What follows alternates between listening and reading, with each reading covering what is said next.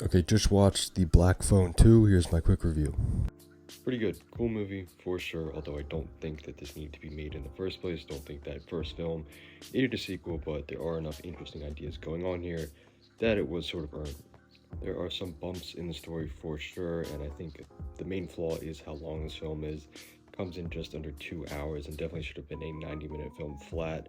And I think unfortunately it does drag in spots and at times can be a little bit boring. A lot of scenes with dialogue and exposition just kind of really drag and go on, and this definitely could have been cut down quite a bit. That being said, I think the continuation of these characters and how they've evolved since the first film is really interesting. I think the way that they sort of delve into how the young sister, her kind of ability to see into things and see sort of the supernatural side of things, is very well explored. It brings about a really unique idea in how we get the grabber coming back from the dead, so to speak.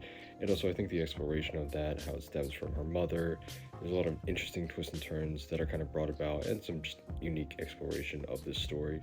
Because of this, we get some really cool flashbacks that I think really add to the horror elements. Scott Derrickson shooting on 8mm. He really knows how to capture this aesthetic. It's really creepy, really eerie. Feels like a flashback, but also feels much more horrifying. Definitely feels like he's delving into his sinister days for sure with how he shoots these sequences. Good visuals for sure. I think a lot of the atmosphere is very well utilized, from setting this on this like snowy campground. Really cool aesthetic for sure for throughout the whole thing. I think the score is amazing. The cinematography, direction is really sharp. Overall, really creepy atmosphere, even though it's not quite as scary as the first one. But I think that just comes from this being a supernatural threat versus a real, more grounded thing. Performances are sharp from the entire cast, especially the two young actors. I think they get even better here. They have a lot more to do, and it's just really helpful that they are so good in these roles because they do go through quite a bit. Dialogue can definitely be a bit shaky at times, especially because of how excessive the exposition can be, but I think the actors make it worth it and they are able to overcome it.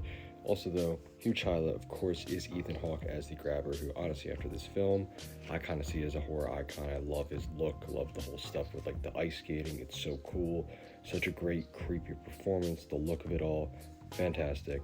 Overall, The Black Phone 2 is a bit shaky and definitely is overstretched and drags a little bit, but that being said, I think the aesthetic, the visuals, the score, they're all there to create a really cool, creepy atmosphere with great young performances and a fantastic, again, terrifying, eerie performance from Ethan Hawke as the grabber.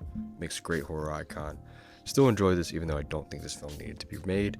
I'm going to give it a 7.1 out of 10.